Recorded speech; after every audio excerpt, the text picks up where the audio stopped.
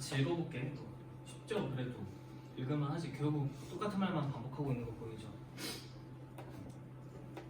문단별로 가볼게요. 총 5문단으로 되어 있고 1문단부터 보시면 고대 그리스 시대의 사람들은 신에 의해 우주가 운행된다고 믿는 결정론적 세계관 속에서 문장이 좀 길긴 하거든.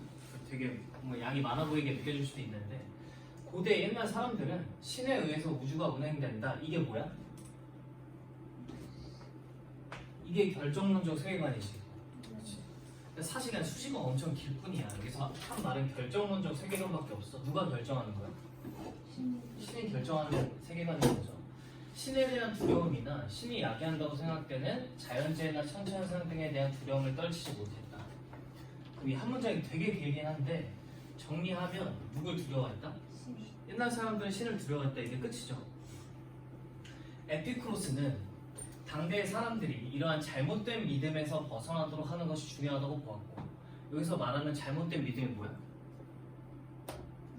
신에 대한 두려움이겠지, 그렇죠? 신에 대한 두려움에서 벗어나도록 하는 것이 중요하다고 생각했고, 이를 위해 인간이 행복에 이를 수 있도록 자연학을 바탕으로 자신의 사상을 전개했다. 여기서 만약에 딱 하나만, 한 단어만 체크를 해줘야 된다면 제 생각에 제일 중요한 건 두려움인 것 같아요. 신을 무서워했다. 신을 무서워하는 건 벗어나야 된다. 에피쿠로스의 생각은. 그래서 인간은 어디에 다다라야 된다? 행복에 다다라야 된다. 그냥 이 정도만 머릿속에 넣고 그냥 쭉 읽어 내려가시면 될 것 같아요. 근데 그 사상의 이름이 그냥 자연학인 거지, 그치?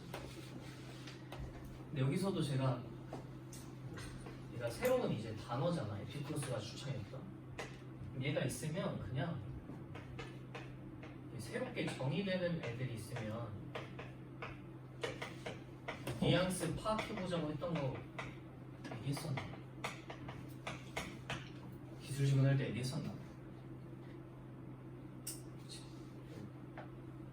이거 왜 안 되지?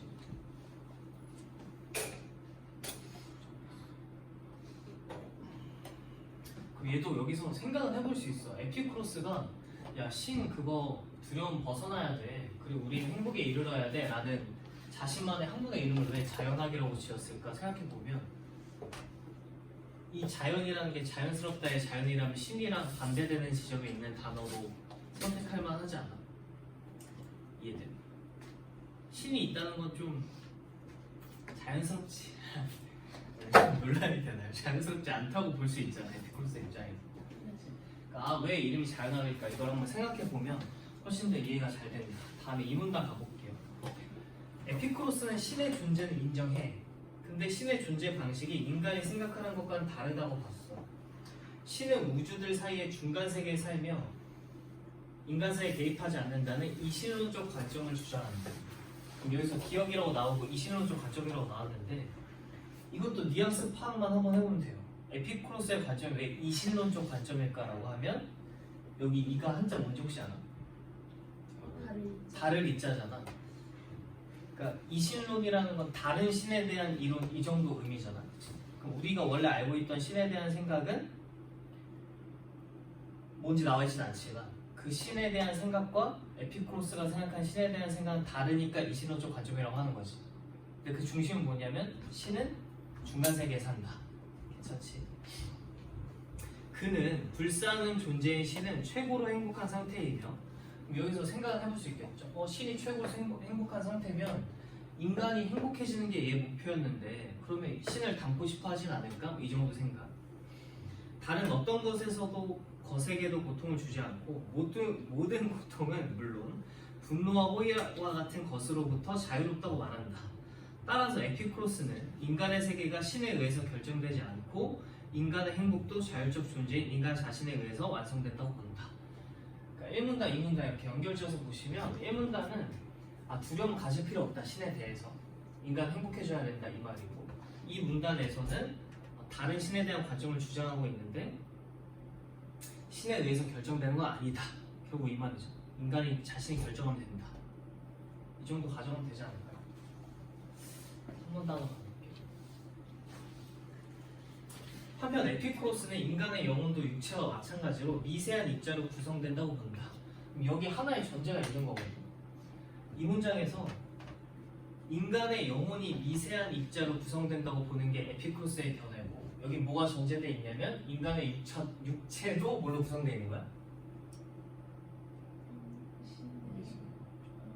미세한 입자로 구성되어 있는 거지. 근데 이건 납득할 만하지. 인간의 육체는 당연히 입자로 구성되어 있지. 근데 에피쿠로스의 생각은 말을 이렇게 꼬이냐.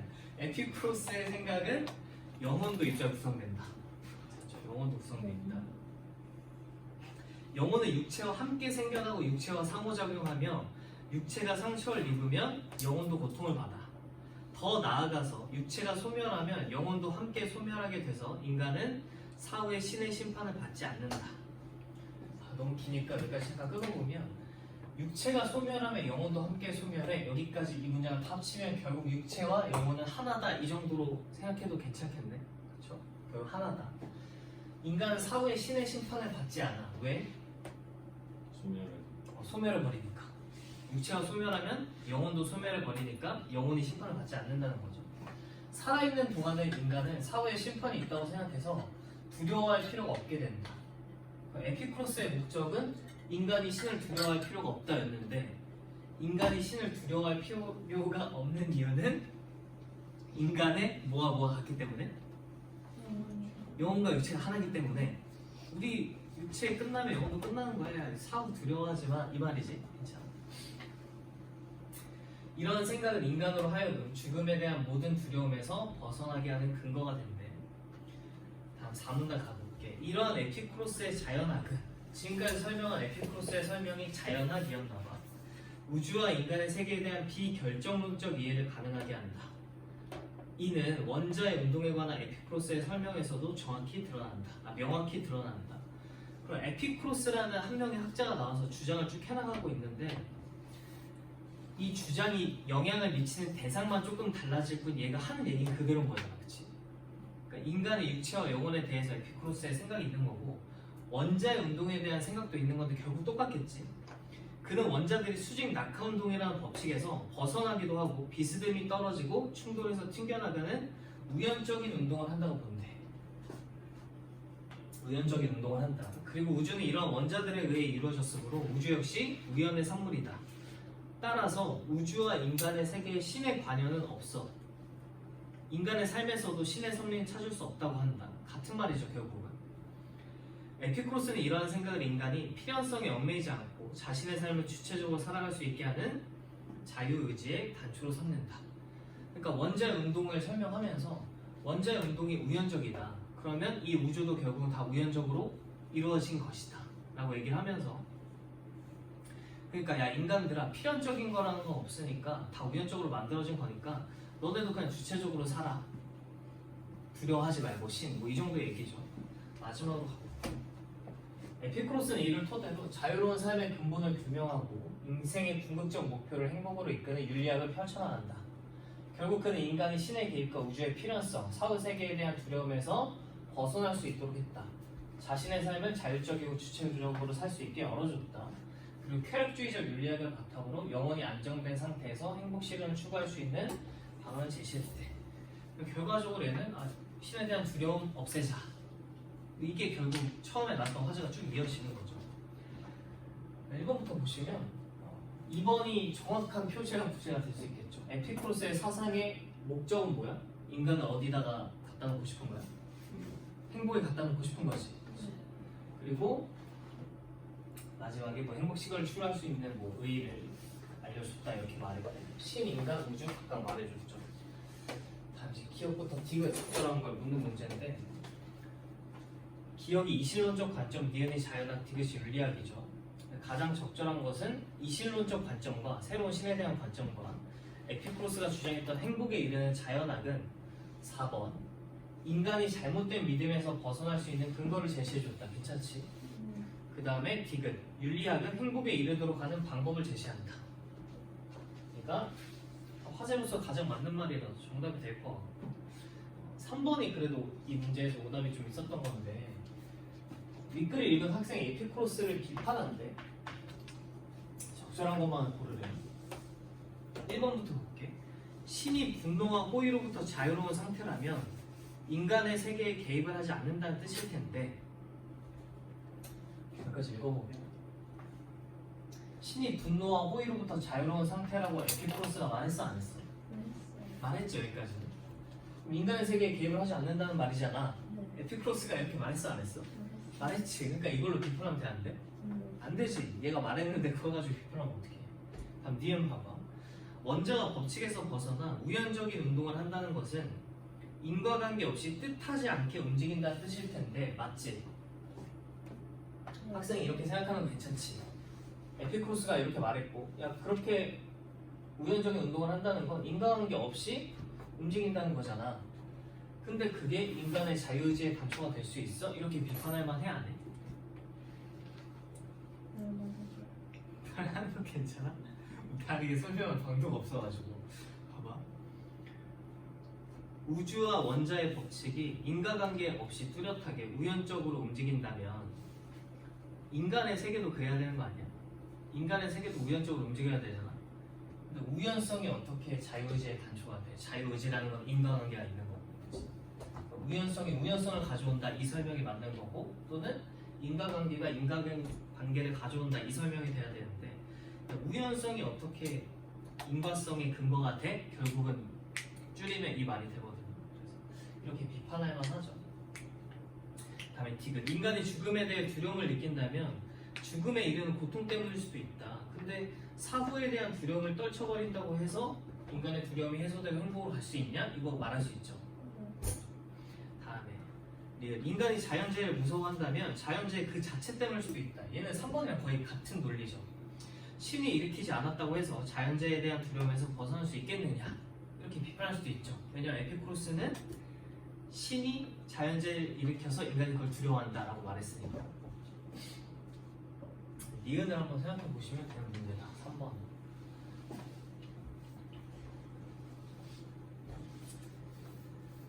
다음. 얘도 이제 장자와 순자 문제랑 비슷한 구조죠. 에피쿠로스의 사상과 보기의 생각을 비교해라. 보기를 읽어봐야죠. 신은 인간의 세계에 속해 있진 않다. 그럼 이게 에피쿠로스랑 공통점이야, 차이점이야? 공통점. 이게 공통점이죠. 인간의 세계에 없다. 모든 일의 목적이다, 신이. 공통점이야, 차이점이야? 차이점이죠. 에피쿠로스는 신으로부터 벗어나기를 원했는데 얘는 신이 목적이래. 완전 차이죠. 하늘과 땅 그리고 바다에 있는 모든 것들의 원인이고 일체의 훌륭함에 있어서도 탁월하다. 신이 원인이고 탁월하다. 이 생각. 언제나 신은 필연성을 따르는 지성을 조력자로 삼아 성장과 쇠퇴, 분리와 결합에 있어 모든 것들을 바르고 행복한 상태에 이르도록 이끈다. 자, 필연성이라는 것도 에피쿠로스랑 공통점이야, 차이점이야? 필연성 차이점. 차이점이죠. 에피쿠로스는 뭘 얘기했어? 필요 없다고. 우연성을 얘기했죠. 그렇죠? 네, 필연성을 따른 지성을 조력자로 삼는다라고 했으니까 차이점이 있죠. 결과적으로는 정답은 찾으시면 5번인데, 신이 인간의 세계에 속해 있지 않다고 보는 보기의 생각과 신이 중간 세계에 있다고 보는 에피쿠로스의 사상은 신의 영향력이 쭈루룩 서술되어 있는데 어디가 틀렸냐면 에피쿠로스는 신의 영향력 자체를 인정 안 했죠. 내가 이건 안 준다고 했으니까 틀렸다. 이렇게 보시면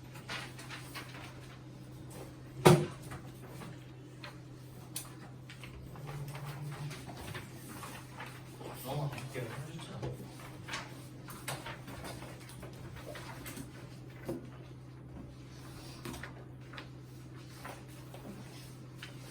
추워.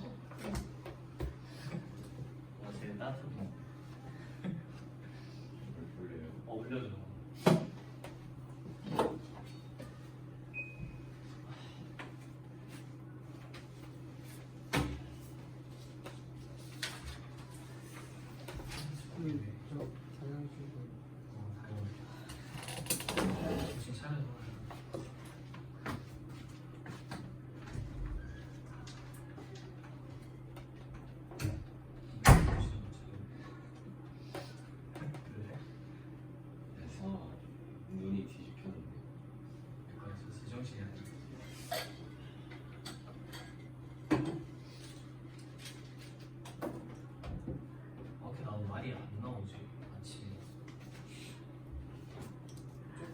일찍 일어났더니 말이 안 나와.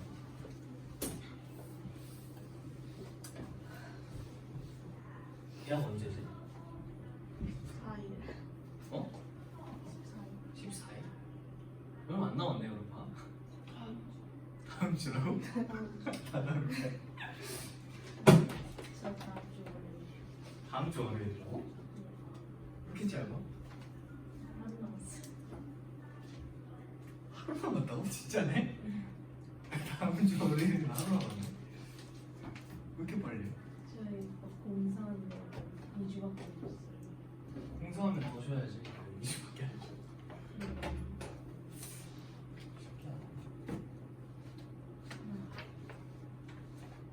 메론빵 진짜 짧다. 시간이 너무 빠르다.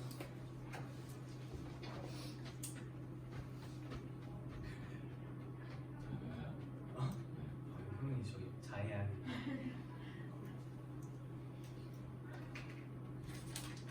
가볍게 34쪽을 잠깐 펴주시고 PPT 말고 앞에를 좀 봐주시면 돼요. 제안을 했는데 저번 주에 한 거랑 시조는 겹치는데 한번 복습을 해볼게요. 근데 해도 뭐? 일단 중요한 부분만 먼저 해볼게요. 시조의 형식은 어떻게 생겼어요? 시조의 형식 고정시 가지고 3장 45죠. 오케이. 3장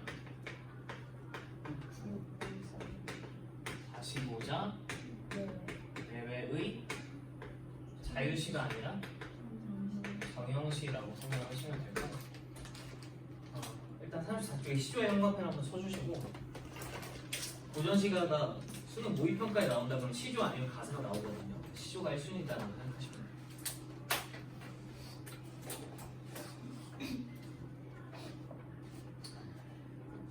시조의 개념 보시면 잠깐 내려가서 시조의 종류와 특징에서 형시조 칸에 3장육부 형광펜 쳐보시고 그 다음에 그 아래에 4음보 형광펜 쳐보시고 45자 내외 형광펜 쳐볼게요. 일단 형식은 이렇게 생겼다. 세 줄로 구성이 되어 있겠죠. 첫 번째를 뭐라고 불러? 첫 번째 장을 초장이라고 부르죠. 두 번째를 중장, 세 번째를 중장 이렇게 3장을 구성하고 있다 이렇게 생각하시면 돼요. 시기를 한번 살펴볼게요. 시조가 처음 발생한 시기가 언제일까? 고려 고려. 거기 써있잖아. 행복편 한번 쳐볼게요. 시조의 개념 보시면 고려 중엽 이후라고 써있죠. 거기 행복편 한번 쳐보시고 오른쪽에 조선 초기 완성 이렇게 써있거든. 얘가 맨 먼저 시작된 건 고려 시대. 고려 말이라고 생각하시면 돼요.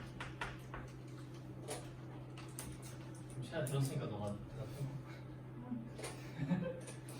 고려 시대를 쭉 가보면 시대가 쭉 가다가 1170년에 좀 중요한 사건이 하나가 있거든. 고려 시대에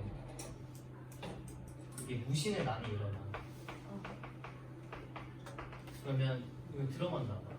무신의 난 전에는 고려가 누구 중심으로 이제 세력이 집중이 되냐면 문벌 귀족. 뭐라고? 무신? 문벌 귀족 중심으로.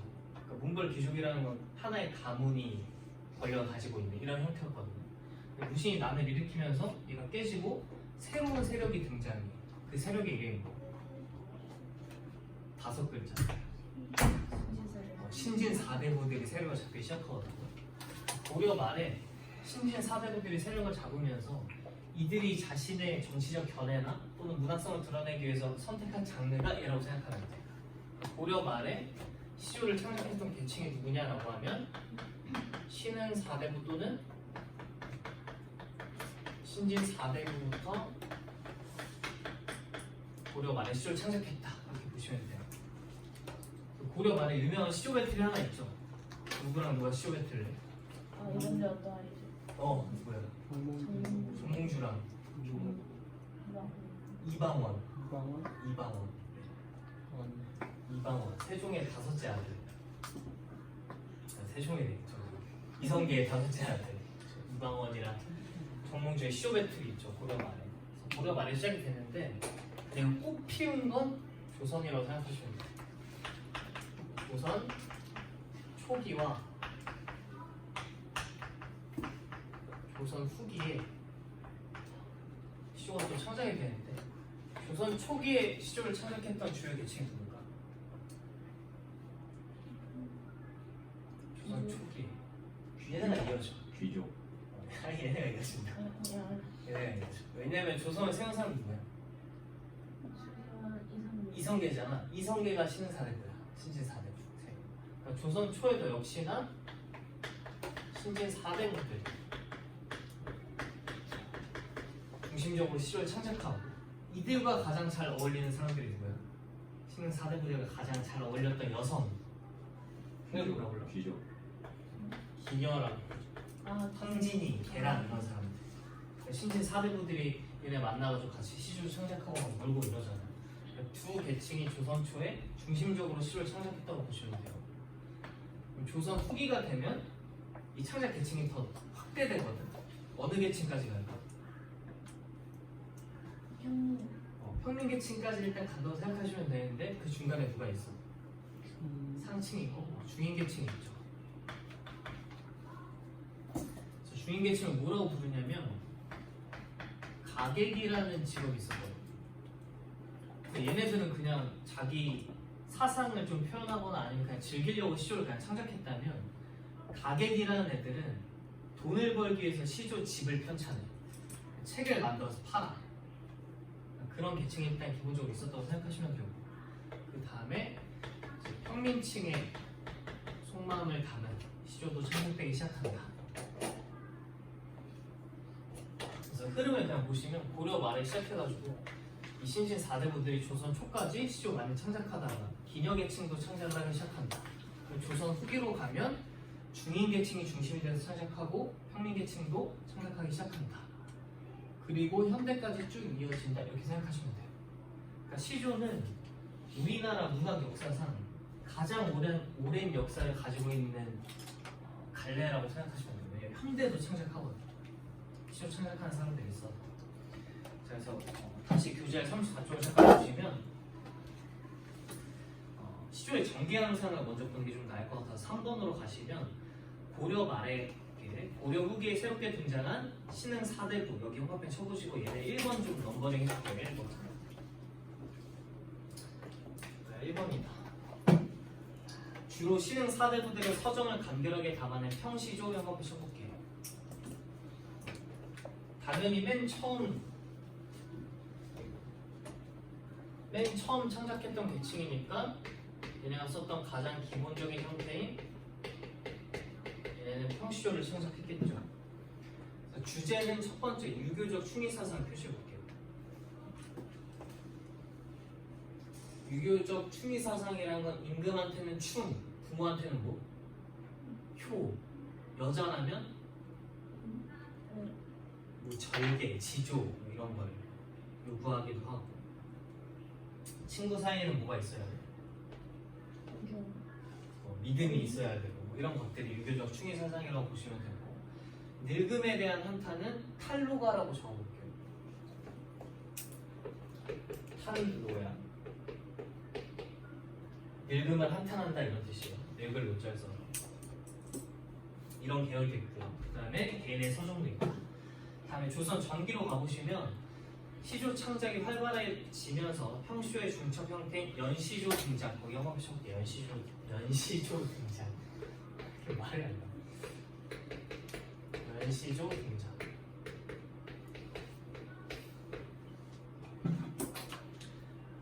그 다음에 건국 초기에는 사대부들의 유교사상과 성축가 등이 창작됐고요.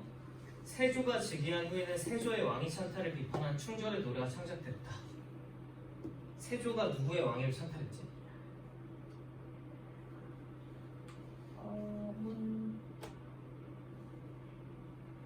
해봐. 대종 대령. 단종. 단종의 왕위를 찬탈했죠. 세조가 누구야? 나쁜 사람. 무슨 대군이야?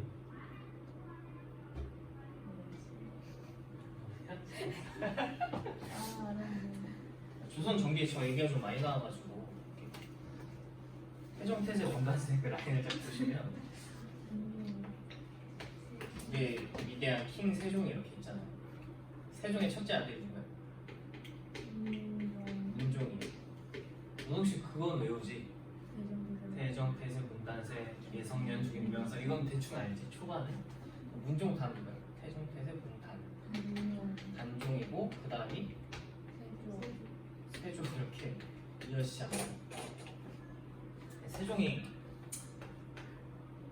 아들이 많았던 거 알죠? 둘째 아들이 누구야?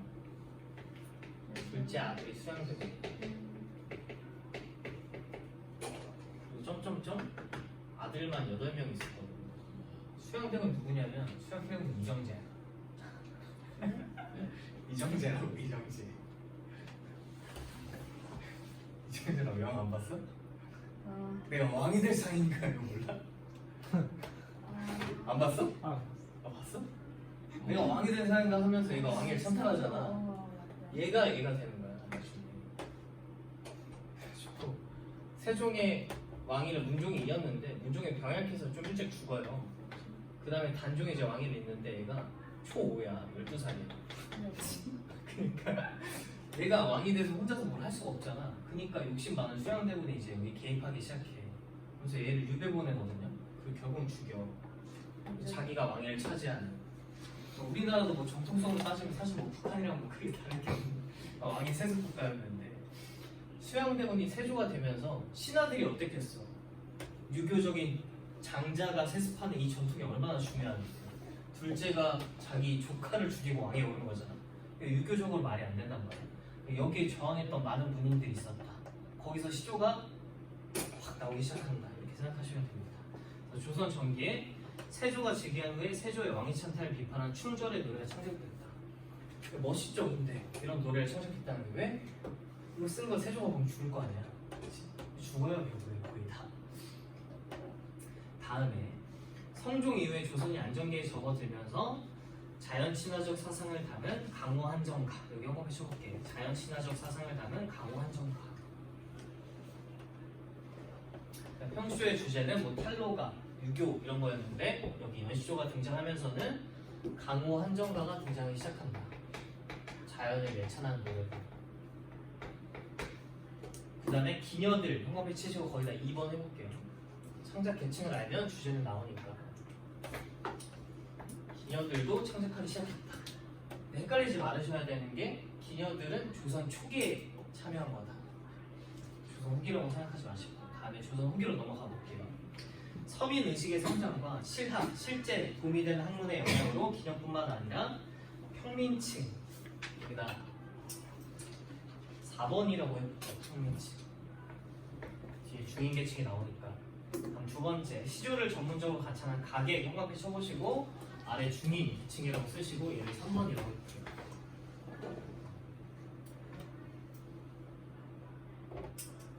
신진사대부란 기녀가 조선 초에 시조를 주도하고 그 다음에 중인이나 평민이 조선 후기를 주도한다 이렇게 생각하시면 되는데 조선 후기라고 해서 신진사대부는 시조 안 썼을까? 얘는 계속 이어지는 거야. 기녀도 계속 이어지는 거야. 얘가 추가로 썼을 뿐. 청구, 영원, 해동가요, 가구, 원류 같은 시조집을 편찬하면서 창작했다. 다음에 산문화 경향과 서민의식의 발달로 평민들의 체험과 생활, 감정을 다룬 사설시조를 한번 보실게요. 사설시조. 우리가 조선 후기에 평민 등이 참여했다라고 보는 근거는 사설시조의 창작 때문이다 생각하시면 됩니다. 사설시조는 강호 한정가 이런 걸 다룬 게 아니라 우리들의 그냥 일상 같은 걸 많이 다루고 있다 이렇게 생각하시면 됩니다. 유교사상, 사랑과 이별, 사실적인 삶, 현실에 대한 풍자 같은 다양한 내용이 편찬됩니다. 왜? 창작 계층이 다양해지니까 내용이 다양해지겠죠. 이 흐름만 좀 잘 알아두시면 될 것 같고, 자, 종류만 한번 볼게요. 가장 기본적인 평시조 형태가 있고요. 어시조는 한 음보 정도가 더 길어진 거예요.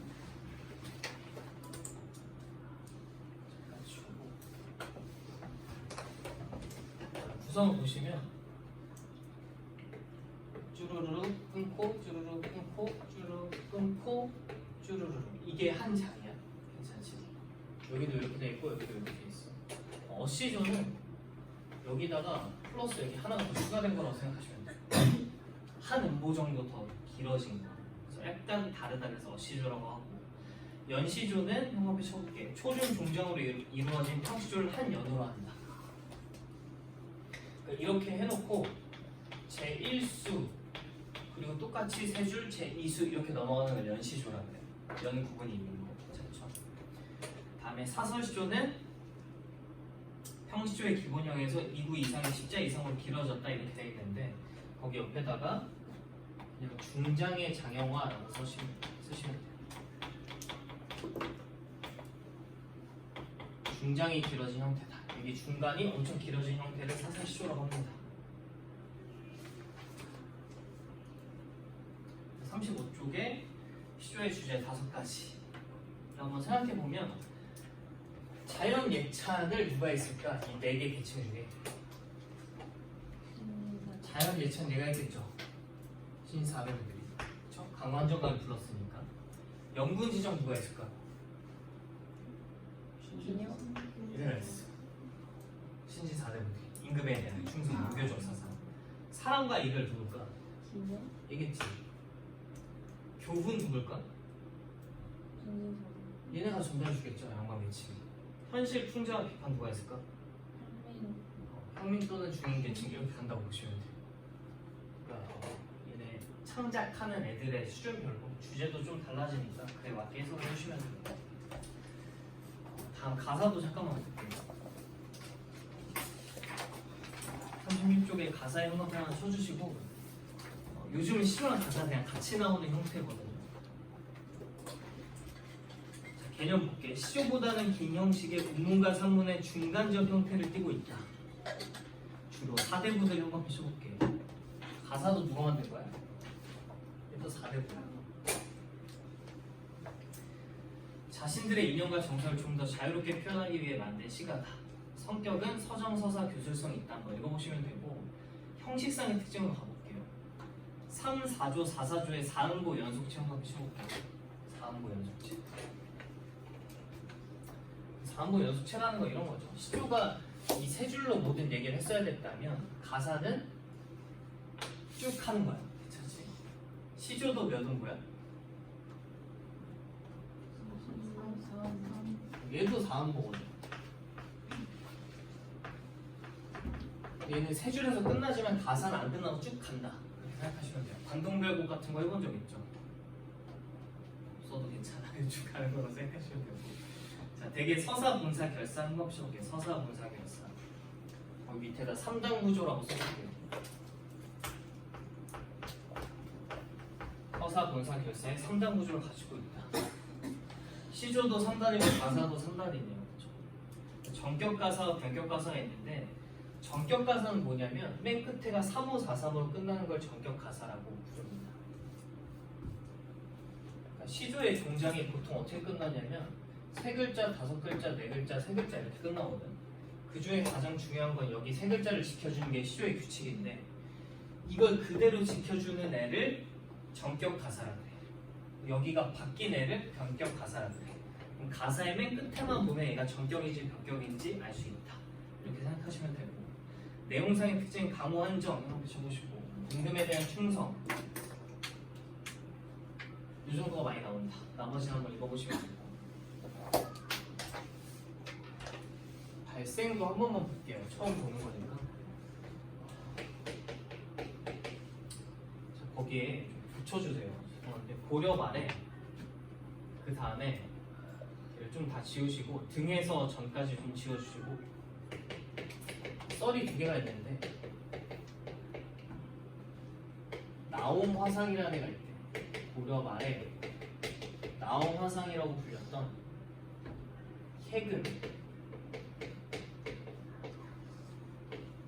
해금의 서왕가라는 작품.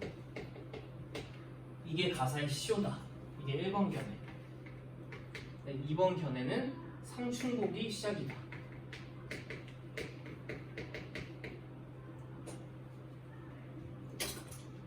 둘의 차이는 뭐냐면, 가사가 언제 발생했냐, 고려 말에 발생한 거냐, 아니면 조선 시대에 발생한 거냐. 이 두 개에 대한 견해가 가사는 좀 갈린다. 시조는 고려 중엽 이후라고 그냥 우리가 알고 있긴 하지만 가사는 언제 나왔는지 정확하진 않다.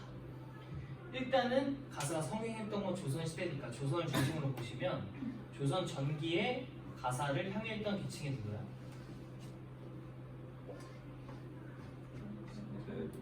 양반 4대부에 한번 쳐볼게. 신진 4대부랑 똑같은 말이에요. 두 번째 줄에 양반 4대부가 있다.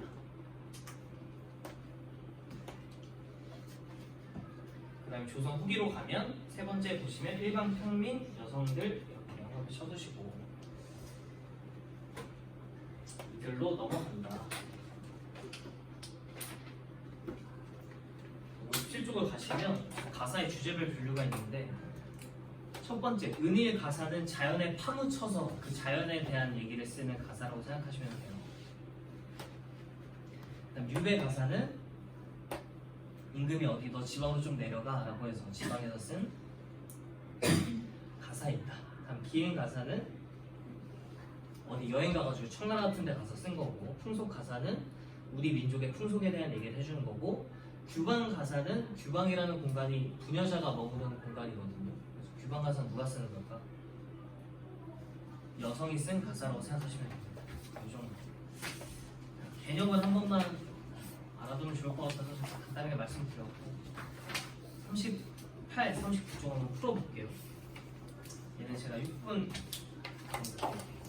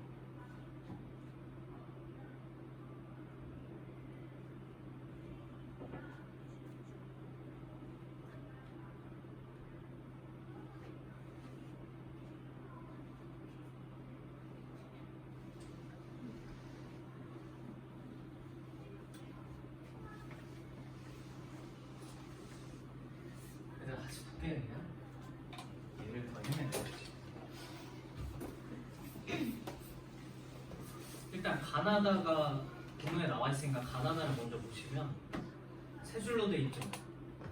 그 갈래가 뭐야? 시조야? 근데 가장 기본적인 형태죠. 그럼 무슨 시조라고 말하면 돼? 평시조라고 말하면 되겠죠. 세 개 전부 다 평시조. 그럼 3장육도 45자 내외 정형시의 형태를 띠고 4안보로 구성이 되겠죠. 4안보 하나만 끊어볼게. 첫 번째 작품만 같이 끊어볼게. 슬래시 이렇게 치시면 돼요. 치시면 돼요. 천만리 끊으시고 천만리 끊고 머나먼 길에 끊고 고운님 끊고 여의없고 내 마음 끊고 둘데없어 끊고 내가에 끊고 앉아시니 저 물도 끊고 내안각타를 끊고 우러간 길 끊고 내렸다. 이렇게 쭉 구성이 된다고 생각하시면 돼요. 나타도 마찬가지고 가나다 작품을 보면은 작가가 왕박연, 임재, 원천석 이렇게 이름이 써 있잖아. 그러면 시조 창작 계층이 4개로 나뉘었잖아요. 사대부, 기녀, 중인, 평민. 이렇게 이름이 딱 써 있는데 남자 이름 같죠? 그럼 얘는 누굴까? 4개 중에 사대부 계층이라고 생각하면 돼. 그냥 평민 계층은 이름을 못 써. 왜냐면 걔는 뭐 개똥이 말똥이 이런 이름 썼기 때문에 시조 써놓고 개똥이 이렇게 쓰면 좀 그렇잖아. 그러니까 다 작자 이상이고 이름이 써 있으면 4대부구나 이렇게 생각하시면 되는데 첫 번째 읽어볼게요. 왕방연의 시조인데요. 얘는 배경이 단종에 대한 얘기라고 알려져 있어요. 왕방연. 천만리 머나먼 길에 고운님을 여의요. 그러니까 배경을 넣으면 여기 있는 고운님이 누구야? 고운님을 여의었어. 잃어버렸어. 얘가 단종이겠지. 괜찮아? 이 배경을 넣어서 생각하자면 천만리는 1, 2가 보통 3.3km 정도 된다고 얘기하거든요. 그럼 천만리면 엄청 긴 거지. 오바지 일단 과장법이야. 천만리 머나먼 길에 내가 사랑하는 단종을 여의고 내 마음을 둘 데 없어서 내가에 앉아있으니 저 물도 내 안 같아서 울어서 밤길을 흘러가는구나 이렇게 써있는 거야. 그럼 내 마음 둘 데 없어가지고 아 참 슬프다 하면서 내가에 앉아있었는데 냇물을 보니까 내 마음 같아서 제가 울어서 밤길을 흘러간대. 여기 보시면 저 물 이렇게 써있죠. 내가의 저 물. 저 물이 울면서 흘러간다 이렇게 써놨잖아. 그럼 여기에 화자의 뭐가 이입된 거야? 화자의 감정이 이입된 거 괜찮아. 얘는 객관적으로 그냥 흘러갈 뿐인데 화자가 울면서 흘러간다고 했잖아. 그러니까 저 물에는 화자의 감정이 이입돼 있다. 이런 걸 좀 발견해 주시면 좋다. 다음에 나 작품 가볼게요. 임재의 작품은 되게 특이한 작품인데 황진이를 생각하면서 쓴 거라고 알려져 있거든요. 사대부들이 보통 자기 이름 까놓고 기녀를 그리워하면서 쓴 시조가 되게 특이한 케이스긴 한데 한번 읽어볼게요. 청초, 푸른 풀이 우거진 골짜기에 자는가 누워있는가. 괜찮아?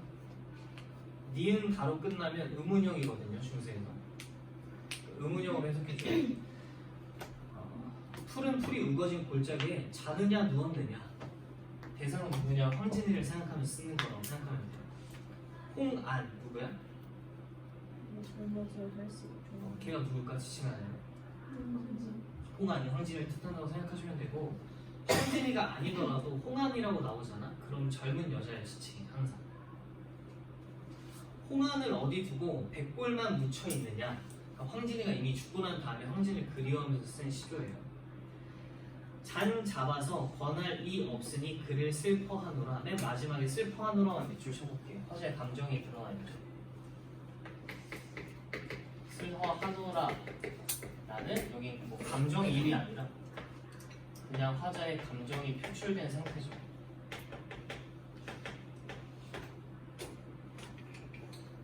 아 황진이 그립다 이런 거야. 특이한 시조다. 다 가볼게요.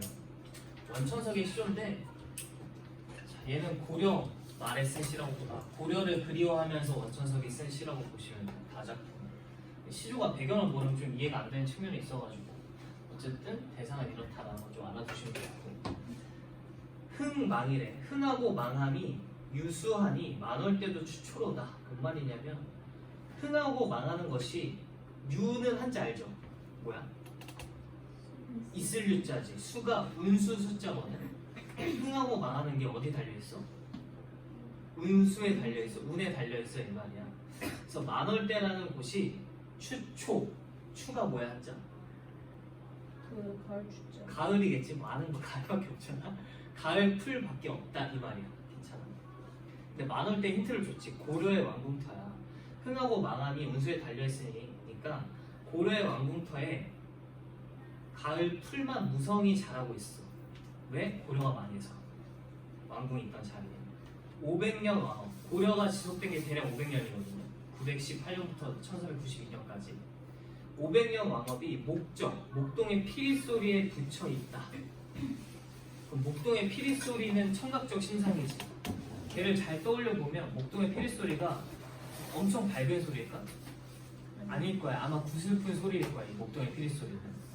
석양에 지나는 객, 손님이 눈물겨워하노라. 여기 눈물겨워한다 이렇게 써있죠. 이것도 감정의 표출이죠. 이거 감정의 표출이고 석양에 해가 지는 시간에 지나가는 손님이 눈물겨워하노라 이렇게 써놨지만 실제로 눈물겨워하는 누굴까? 아마 화자일 거거든. 그러니까 이 객은 화자를 지칭한다고 보시면 돼. 사실은 본인이 오고 싶은 거다. 고려 망하고 너무 슬프다 이런 얘기죠. 다 같은 경우.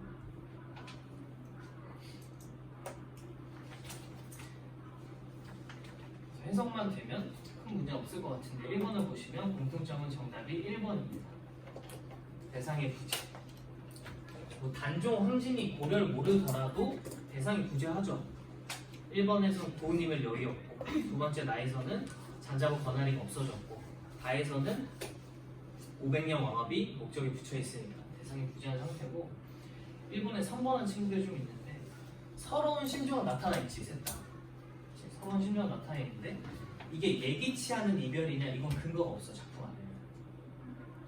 3번을 고르시면 근데 근거가 없어서. 그러니까 2번에 틀린 거는 5번 잔자가 권한이 없음이는 각각한 세태의 제시를 통해 속세에서 벗어나고자 하는 염원. 속세에서 벗어나고자 하는 염원 이거 완전 없는 얘기죠. 상관없는 얘기라서 틀렸다. 다음에 정근인의 상충곡을 한번 볼게요. 제목인 상춘곡에서 곡은 노래라는 뜻일 거고 추는 뭘까? 추는 아는 추는 하나밖에 없잖아. 진짜. 봄일 거고 상은 감상하다 또는 완상하다의 뜻이에요. 그러니까 봄을 감상하는 노래, 봄을 완전히 감상하는 노래 이 정도의 의미거든요. 여기 보시면 보기에 이 지면의 문제 때문에 슬래시가 이렇게 쳐 있거든. 얘가 별말 없으면 그러니까 행 구분 표지야. 어떻게 된 거예요? 홍진의 무친문내 인해생의 어떠한 그 다음 줄로 넘어가서 옛사람 풍류를 미칠까 못 미칠까 넘어가서 돼 있는 거거든. 그럼 보기 작품을 보시면 사음보의 연속체가 쭉 이어진단 말이야. 그게 갈래가 뭐야?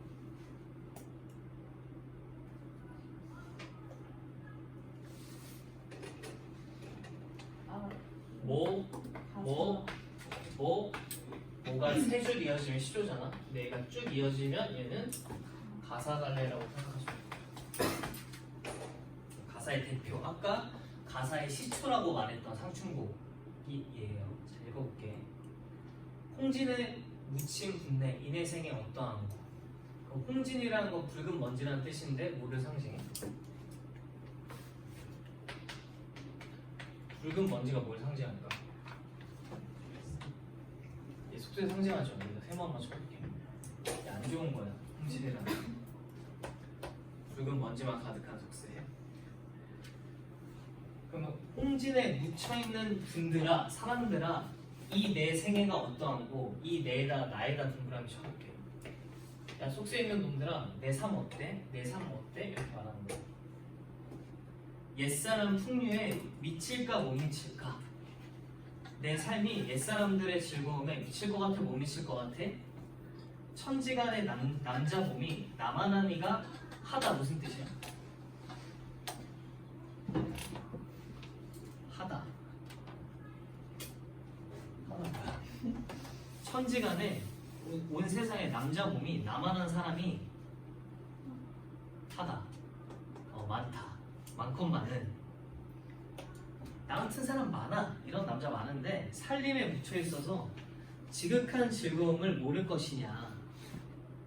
그러니까 살림이라는 거 홍진에 반대되는 개념이죠. 자연이니까. 살림에다가 동그라미 쳐볼게요.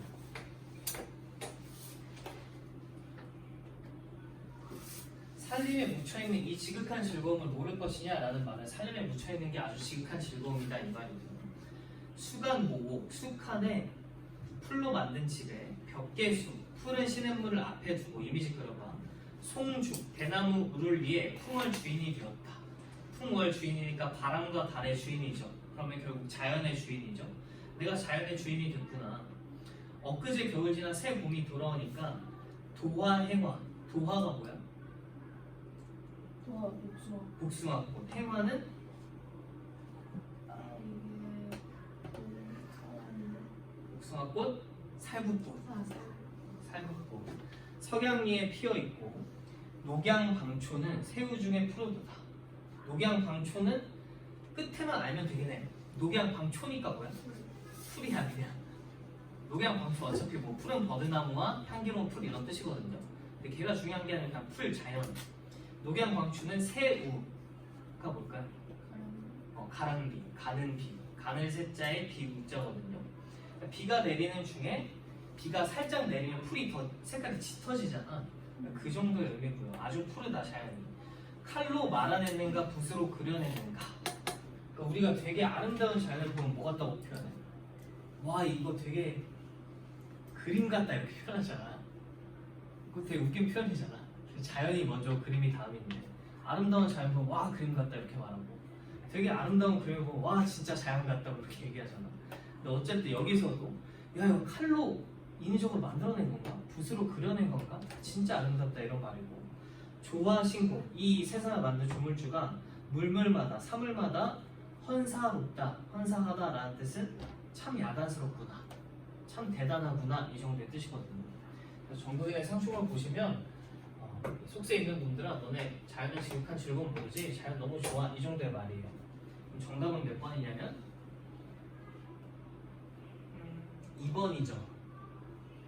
다에는 보기와 달리 이질적 공간을 대비하고 있다. 근데 뭐가 틀렸냐면 일단 보기에서 이미 이질적 공간이 대비되고 있어. 다에는 이질적 공간이라고 말할 만한 곳이 없죠. 그래서 2번은 두 개를 바꿔주면 정답이 될 것 같아요. 보기는 다와 달리 이질적 공간을 대비해서 주제를 드러낸다라고 하면 오히려 맞는 말이 되겠죠. 그러니까 3번에 2번은 반대 진술로서 오답을 냈다. 보시면 될 것 같아요. 이따가 11시에 다시 하겠습니다. 이거는 2번에 이건 뭐야? 2번에 5번.